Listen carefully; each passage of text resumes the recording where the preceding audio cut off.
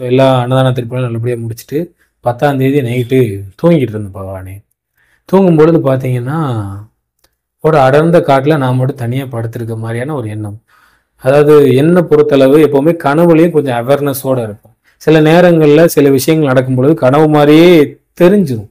கனவுக்குள்ளே தான் இருக்கும்னு தெரிஞ்சிடும். ஸோ அந்த மாதிரி தான் ஒரு அவேர்னஸ் எப்போவுமே இருந்துக்கிட்டே இருக்கும் பகவானே. இப்போ நார்மலாக நடக்கக்கூடிய விஷயங்கள் நினைக்கும் போது கனவுல பார்த்தீங்கன்னா, அது சில விஷயங்கள் சில மாற்றங்கள் இருக்கும் பொழுது இது ரியலாக கனவா அப்படின்றத கண்டுபிடிக்க முடியும். ஒரு அவேர்னஸோடு ஏற்படுன்னு வச்சுக்கோங்களேன். ஸோ அன்னைக்கு பார்த்தீங்கன்னா திடீர்னு அதாவது நான் நைட்டு தூங்கினா எனக்கு நல்லா ஞாபகம் இருக்குது. நிறைய விஷயங்களை சிந்திச்சுக்கிட்டே இருந்தேன். நைட்டு படுத்துட்டு திடீர்னு ஒரு முழிப்பு வந்துச்சு. கண்ணை திறந்து பார்க்கும்பொழுது ஒரு அடர்ந்த காட்டில் தனியாக உட்கார்ந்துருக்கேன் கீழே. என்னடா தூரத்தில் பார்த்தேன் ஒரு வெளிச்சத்தை வச்சுக்கிட்டு, அதாவது ஒரு ஃப்ளேம், ஒரு நெருப்புல எரிஞ்சிட்டு இருக்கக்கூடிய ஒரு கட்டையை வச்சுக்கிட்டு ஒரு பகவான் ஒருத்தர் நிற்கிறாரு. அவரோட ஃபேஸ் என்னால் பார்க்க முடியல. ஒரு ஆண் அப்படின்றது தெரிஞ்சுது. அவர் பார்க்கறதுக்கு எப்படி இருக்காரு அப்படின்னா, அகோரிகள் சொல்லுவாங்கல்ல, ஸோ அந்த மாதிரி ஒரு தோற்றம். அவர் காவி வேஷ்டி மாதிரி இடுப்பில் மட்டும் தான் கட்டியிருக்காரு. உடம்புல எதுவும் சட்டை எதுவும் போடலை. தென் கழுத்தில் ஏதோ போட்டிருக்காரு. என்னால் சரியாக ஃபைண்ட் அவுட் பண்ண முடியலை. அந்த மாதிரி என் ஃப்ளேம் வச்சு நிற்கிறாரு. என்னடா நம்ம மட்டும் தான் இருக்கோம், எங்கே இருக்கோம் அப்படின்னா யோசிக்குமா எனக்கு தோணுச்சு, ஒரு கனவாக இருக்குமோ அப்படின்னு. ஓகே, கனவு தான் அப்படின்னாலுமே அவ்வளோ ரியலிஸ்டிக்காக இருக்கே அப்படின்ற மாதிரி. அதாவது எவ்வளவு நாள் எனக்கு வந்த கனவுகளை காட்டிலும் இது ரொம்பவே உண்மை பொருந்திய ஒரு விஷயமா அவ்வளோ ரியலிஸ்டிக்காக இருக்குது. என்னால் அவர் பக்கத்தில் போகும்பொழுது அந்த அக்னியோட, அவர் கையில் வச்சிருக்க அந்த ஃப்ளேமோட அக்னியோட வெக்கையை கூட உணர முடியுது. சரி, ஓகே, என்னமோ நடக்குது நம்மளை சுற்றி. சரி, ஓகே, பகவான் ஏதோ நமக்கு சொல்ல நினைக்கிறாரு அப்படின்னு சொல்லிட்டு என்ன பண்ணுறேன் அப்படின்னா, அவர் கூட அப்படியே, அவர் நான் பக்கத்தில் போக போக அவர் அப்படியே நகர்றாரு. அவர் கூட அப்படியே போயிட்டே இருக்கிறேன். ஒரு பீரியடில் அவர் ஒரு குறிப்பிட்ட இடத்துல நின்றுட்டு இப்படி கையை காட்டினார். அப்படின்னு இப்படி கையை காட்டுறாரு. இப்படி கையை காட்டவுமே எங்கே போக சொல்கிறாரு. சரி போகலான்னு சொல்லிட்டு நடக்க ஆரம்பிக்கிறேன். அதுக்கு அதாவது நான் தரையில் நடக்கிற மாதிரி இல்லை. அந்த இடத்துக்கு போனதுக்கப்புறம், அந்த கால் வச்சதுக்கப்புறம் நான் தரையில் நடக்கிற மாதிரி உணர்வு இல்லை. நான் கீழே பார்த்தா கூட எதுவுமே தெரியல. ஃபுல்லாக இருட்டாக மட்டும்தான் இருக்குது. சரி, குறிப்பிட்ட தூரம் போன பிறகு மறுபடியும் எனக்கு வந்து அந்த அக்னியோட அந்த ஹீட், அந்த வெக்க சொல்லுவாங்கல்ல, அந்த கனல், அதை உணர முடிஞ்சது. அங்கே அவர் அதாவது அந்த கட்டையை வச்சிருந்தாரு, இல்லை நெருப்பு வச்சிருந்துச்சு. அதனால அந்த கனலை, அந்த வெக்கையினால் உணர முடிஞ்சது. ஓகே, இந்த குறிப்பிட்ட இடத்துல எனக்கு ஏன் அந்த வெக்கையை உணர முடியுது அப்படின்னு சொல்லிட்டு அப்படியே நிமிர்ந்து பார்க்குறேன் பகவானே.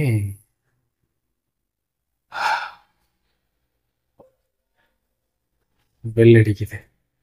இவ்வளவு நாள் கண்டிராத ஒரு காட்சியில் பகவானை பார்த்தேன். ஏப்பா பகவான் எல்லாரும் ஜோதி ஸ்வரூபர்னு சொல்லுவாங்கல்ல ஏப்பா, அதாவது எரிஞ்சிட்டு இருக்கக்கூடிய ஒரு ஜோதியை நான் பார்த்தேன்.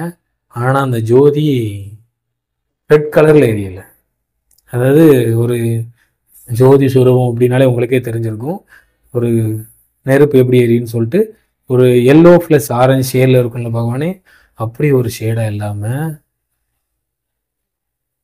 அந்த ஃப்ளேம், அதே நெருப்பு வந்து கருப்பு கலர் ஜுவாலையோடு எரிஞ்சா அப்படி இருக்கும். அந்த மாதிரியான அந்த ஜுவாலையில் எந்த விதமான மூமெண்ட்டும், அதாவது எந்த விதமான அசைவுமே இல்லை. ஆனால் அந்த ஜுவாலையோட அந்த வெக்கையை மட்டும் என்னால் உணர முடியுது. எப்பா அப்படியே மெய் சிலிர்த்து போய் நின்று என்னோட இரு கரங்களையும் கையெடுத்து வணங்குன்னு சொல்கிறேன். என்னோட கரங்கள் வணங்க மறுக்குது. அதாவது நானாவே இல்லை. அப்போதான் ஒரு விஷயத்தை கவனிக்கிறேன், என்னோட உடல் அந்த இடத்துல தெரியலை பகவானே. அதாவது கனவுல கூட எப்படி இருக்கும்னா, நம்மளோட கை கால்களை பார்க்க முடியும், நம்மளை உணர முடியும் அந்த மாதிரி. ஆனால் பகவான் எப்போ அந்த ஒரு சுரூபத்தில் பார்த்தனோ, அந்த சுரூபத்துக்கு அப்புறம் என்னோட உடலை என்னால் உணர முடியல. பகவானோட அப்படியே நெருங்கி இருக்கக்கூடிய ஒரு உணர்வு. அந்த உணர்வின் பொழுது பகவான் என்கிட்ட சொன்ன ஒரு விஷயம் என்ன தெரியுமா? நான் அவரை நோக்கி வந்துட்டே இருக்கேன்,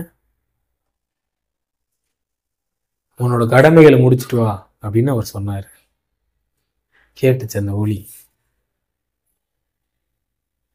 நான் அதுக்கப்புறமா இன்னும் சில விஷயங்கள் அப்படியே கவனிச்சேன் பகவான். அதாவது ஜோதி ஸ்வரூபருக்கு பக்கத்தில் போக போக போக என்னோட உடல் எல்லாமே மறைஞ்ச மாதிரியும், அவர் விட்டு விலகி வர வர என்னோட உடல் திரும்ப வந்த மாதிரியும் ஒரு உணர்வு.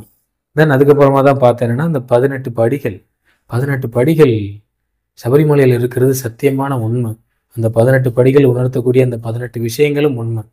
அந்த படிகள் அதுக்கப்புறமா தான் நான் திரும்ப பின்னாடி வரும்பொழுது தான் என்னோட கண்களுக்கு புலப்பட்டுச்சு. அவர் அருகில் நெருங்கும் பொழுது அப்படி ஒரு ஆனந்தம் ஐயப்பா. என்னோட சோகம், என்னோட வலி, என்னோட எல்லாமே அப்படியே பறந்து போன மாதிரி நிம்மதியான ஒரு உணர்வு. அவர் சொன்ன அந்த ஒரே ஒரு வார்த்தை மட்டும். அப்படியே பின்னாடி திரும்ப ரிட்டர்ன் வந்துட்டேன். பகவானே, சத்தியத்துக்கு பொதுவாக சொல்கிறேன் ஏப்பா, இந்த விஷயங்கள் எல்லாமே உண்மையாக உணர்ந்தேன். அதோட நிம்மதி கிடைச்சது பகவானே. ஓகே, இவ்வளவு நாள் நடந்தது, இனிமேல் நடக்க போகிறது எல்லாம் அவரோட சித்தம்.